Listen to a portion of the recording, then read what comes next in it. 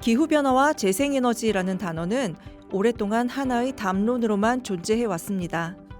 꾸준히 문제 제기가 이루어졌지만 국제적 규제와 제도의 영역으로 나아가지 못하고 토론의 주제나 환경단체의 구호에 그쳤던 것이죠.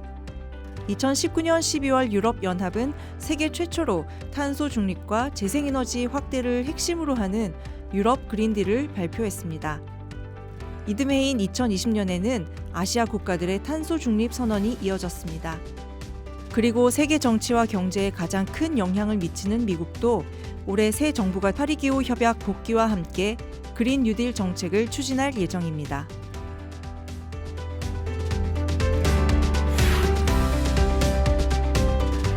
재생에너지란 정확히 무엇일까요?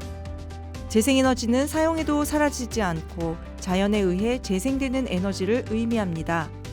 대표적으로 수력, 태양광, 풍력, 지열, 조력 등이 있습니다. 재생에너지 확대를 이야기할 때 기존의 원자력, 석탄에 비해 비용의 불리함에도 불구하고 에너지를 확대하는 이유는 무엇일까요? 첫 번째는 탄소 배출량을 줄여야 하기 때문입니다. 둘째는 기존 화석 에너지가 고갈될 상황에 대비하기 위함입니다.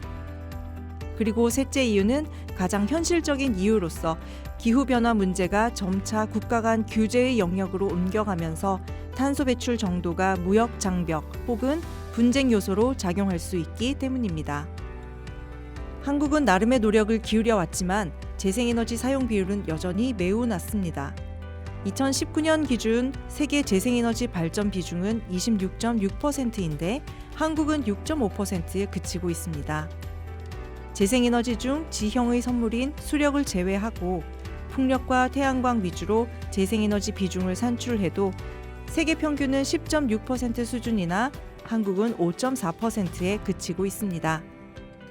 위와 같이 한국이 세계 평균보다도 재생에너지 비율이 낮고 수출 품목이 많이 중복되는 중국, 일본 등과 비교해서도 탄소 저감 노력이 뒤처질 경우 과다한 탄소 배출을 이유로 국제 교역에서 불이익을 당할 가능성이 있습니다. 유럽연합은 2023년 탄소 국경세 도입을 검토하고 있습니다. 미국의 바이든 정부도 유럽연합과 공조해 탄소 국경세 도입을 검토할 것이라는 예측이 나옵니다. 탄소 국경세는 탄소 배출량만큼 상품에 관세를 부과하겠다는 것입니다. 아직 탄소 국경세의 도입 여부는 불확실하지만 재생에너지 확대와 국가 간 기후협약 논의 정도에 따라 이러한 규제가 수면 위에서 논의될 가능성은 점점 커지고 있습니다. 결국 탄소 배출 정도에 따라 향후 탄소 국경세, 탄소세와 같은 국제적 규제 위협에 노출될 수도 있고 국가 이미지에도 부정적으로 작용할 수 있습니다.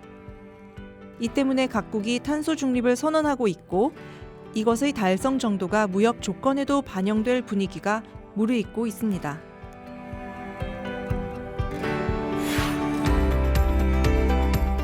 그렇다면 탄소 중립이란 무엇일까요? 탄소 중립이란 국가, 기업, 개인 등 경제 주체가 배출한 탄소의 양만큼 탄소를 흡수하여 배출량을 0으로 만드는 것을 의미합니다. 탄소 중립이라는 단어는 마치 탄소를 배출하는 수단도 많지만 그것을 흡수할 수단도 많을 것이라는 느낌을 줍니다. 그래서 양쪽의 균형을 통해 중립을 달성할 수 있다는 암시를 줍니다. 그러나 탄소를 흡수하는 수단은 탄소를 배출하는 수단만큼 많지 않습니다.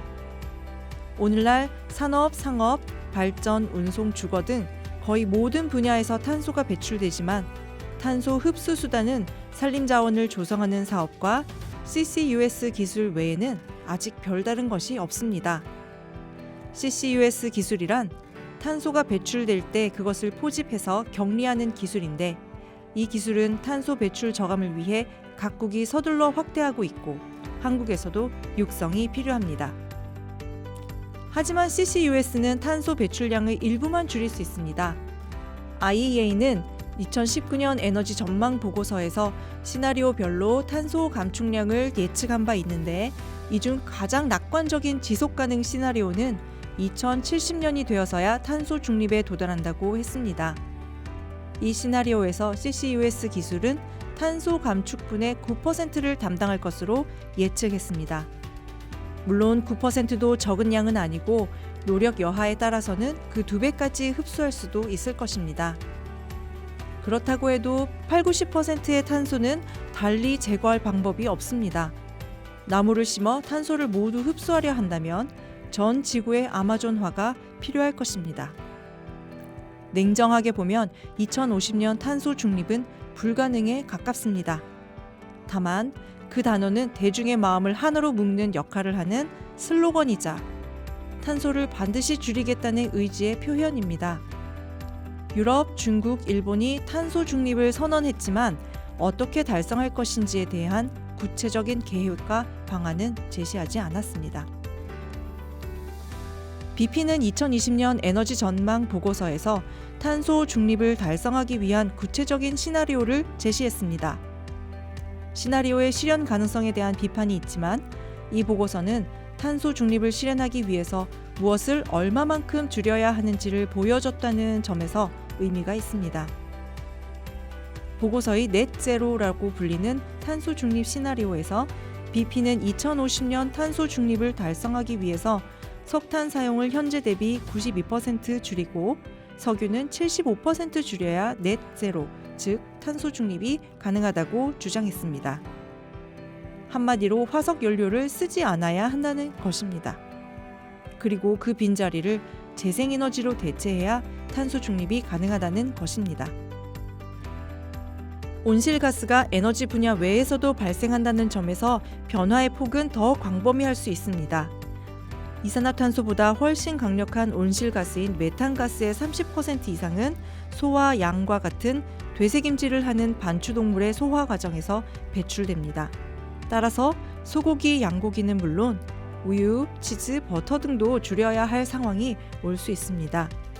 일부 유럽 국가에서는 육류세를 시행 중이거나 도입해야 한다는 주장이 제기되고 있습니다.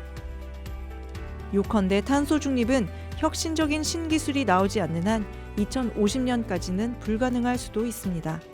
이것을 강조하는 것은 탄소 중립이라는 주제가 향후 수십 년 동안 국제 정치와 세계 경제의 이슈가 될 수 있기 때문입니다. 즉, 탄소 중립이라는 단기간에 닿을 수 없는 목표가 누군가에게 지속적으로 갑의 위치를 부여하고 누군가에게는 을의 위치에 놓이게 하는 도구가 될 수 있습니다.